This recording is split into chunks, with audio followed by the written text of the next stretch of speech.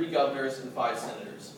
He will speak on new technologies and new media used in Brazil's 2010 general election. Bruno?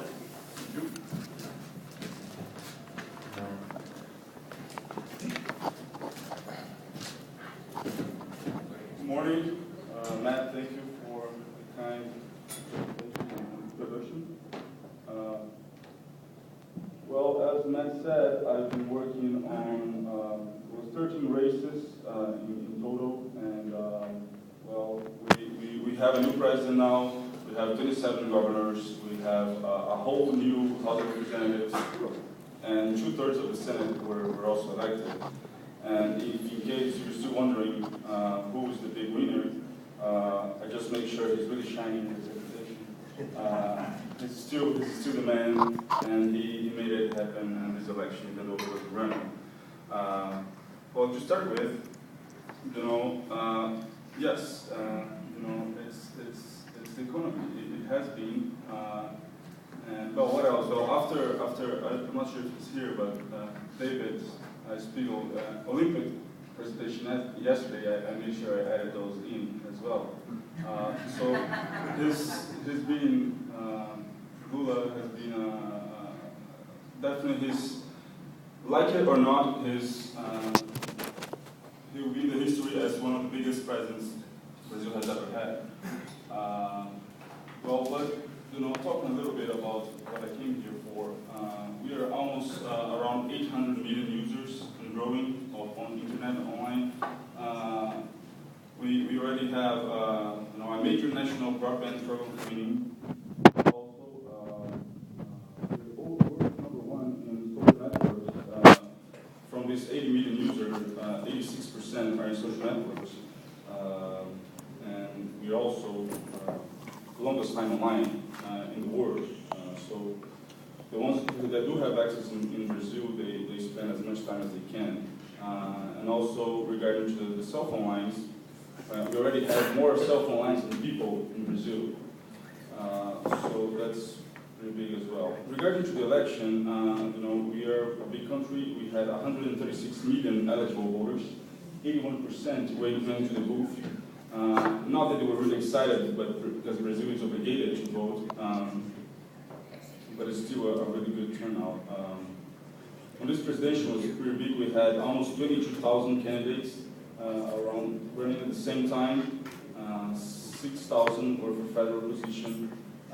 One of the things that we're really proud in Brazil is the way we count the votes. It's that machine right there, which looks like a telephone key. So one big number, so people don't have much trouble in just voting. You just have to remember the number of your candidate. And the process time was pretty amazing. Just in 7 hours after they closed the booth, we already had all the major results in. Some interesting information is about all the presidential candidates were on Twitter. All of them were tweeting. On the Congress, 50% of the elected are on Twitter, and 40% of the senators also are on Twitter. And interestingly enough, all branches of government are also on Twitter. Well, I'm not going to go over all these features and the things that have been used in Brazil, because that's pretty much what you guys have seen in the US, and I shouldn't be talking about all of them. But I'm going to just say a little bit SMS, even though, as I said, we have more and more cell phone lines than people. It's still really expensive to do campaigns via cell phones. So it hasn't been widely used yet. Online fundraising, that's important. Only Dilma and the Green Party candidate, Marina Silva, did it. Impressive. Marina Silva raised around 100 well, in dollars would be something like 900,000. No, sorry, 90,000 only. For a presidential race, that's not enough. But as I said, for the first time, I think it was a good number. Just a few other things that it was interesting that we did there. In this case, for instance, which is something that's I think is pretty hard to have, is to have a live video chat, and we just did it once, but we were able to do it 3 times a week with this candidate. So he was really up for it, and we're really happy with what we could do on the internet. This is one of the presidential candidates. They use it also, which is just a live stream backpack where they could go wherever they want. They have a TV quality emoji. So it was also pretty good. They would live stream everything they were doing. One of the other things that we personally used on this election was just the ability of getting people excited about what they're doing. You want them to do, you want them to be part of, or to really join the website, and if you can measure whatever they're doing, if you can give them points for commenting, if you give them points for bringing people to the website, or writing new posts, or it makes them feel more excited. And if you can rank them, you can later do campaigns like, why don't you have the candidate calling the most active supporter of the week, and make sure that he's always excited for the whole campaign. Something that we have seen a lot is we do have to have this online language. You know, this, for instance, is stickers telling what's the Serra's, which was the candidate for president, Twitter account, and that has been pretty common. That's something we must add to our offline strategy. Here's an example of what we have done as well. It's just the ability of being able to do radical changes in the website and having the website right there. And if something really happened and it's important to do, and you want to make it a big case, basically in 15 minutes you make it there. You make it a big deal out of what's happening. Well, there is one of the things that I learned that is not very common in the U.S. is that in Brazil we use what we call it seeders, which are like the social media experts. So what they do, because let's say on the online campaign what we had, more than the regular offline news clips that we used to. So here are the recording of the news of or a panel that the candidate were part of. That's this radio show, or like just what is being said on the printed media. You also have to go beyond. You also have to make sure that you have all of what is being said on the internet. But they were not just tracking people. What they would do is to discover early trends. So, for instance, you would know, for instance, before a viral video is actually viral, when there is, for instance, one of them were like just 7 views, but we knew that it would go viral. But we would be the first one to identify the video, and we would be able to do whatever we could to not make sure that this video would be seen for many and many more people. And also, for instance, if you have a fake Twitter account that is trying to manipulate and trying to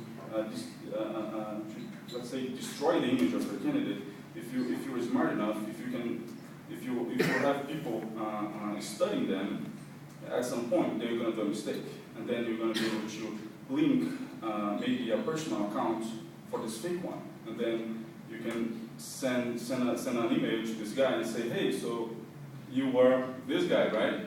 And then that has made a lot of people just to stop doing whatever they're doing to let's say try to destroy their candidate's image. Here are just some things that would have happened. And for instance, on email campaigns here we have what it looks to be just a PT Lucas Body email. Doesn't look to do any harm, but actually it's from the opposition email, and it's what it says is that the church is against the PT. Let's fight the church. So the idea here is to try to pretend that you're a PT and send the wrong message.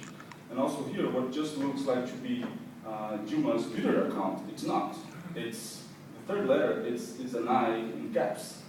So sometimes if you receive a message from what would be Dilma BR, it's Dilma BR, and if you just retweeting messages, it might create a big issue if you are not sure if it's the official message from the candidate.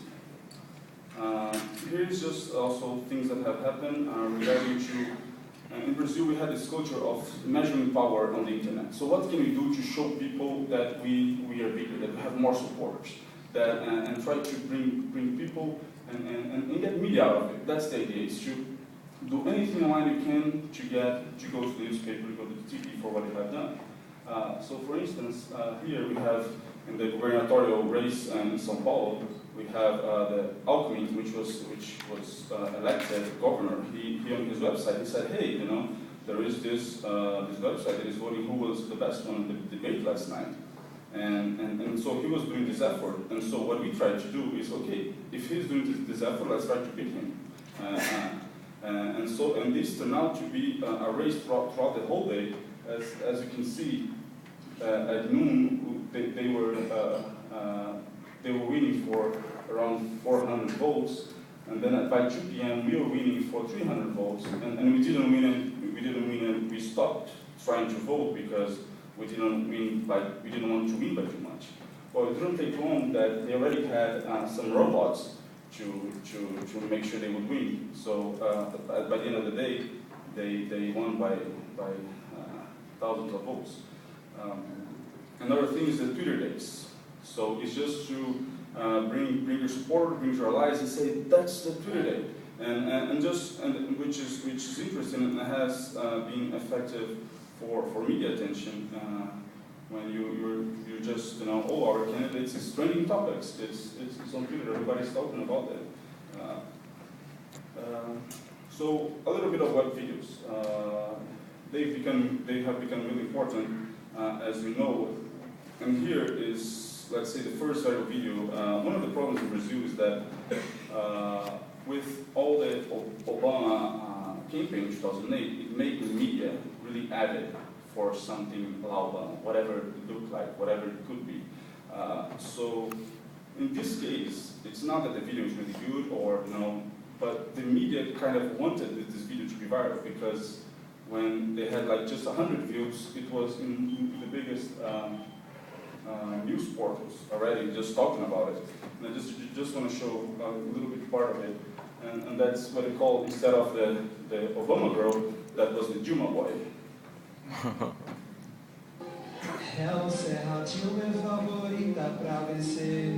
Só você não sabe que é disputa pra quê. Ela sabe que o povo tem fome e quer comer. Sorry, Serra, mas essa você vai perder. Você vai perder. Você vai perder. Sorry, Serra, mais uma vez vai dar perder. So yeah, you know, he had talking about the race, getting a Lady Gaga song, so it was just the perfect match. And actually, the interesting part of it is that Dilma thanked him on her Twitter account. So that was really